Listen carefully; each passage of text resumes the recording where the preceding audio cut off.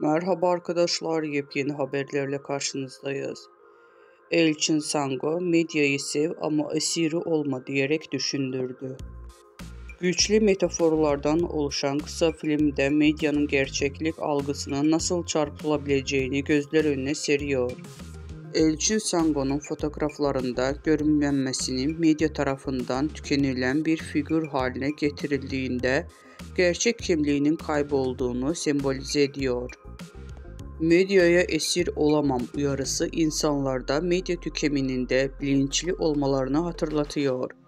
Bu kısa filmde Sango medyanın güçlü ve bireyleri üzerinde etkisini eleştirirken izleyiciler medya tüketiminde dikkatli ve bilinçli olmaları gerçeğini hatırlatıyor.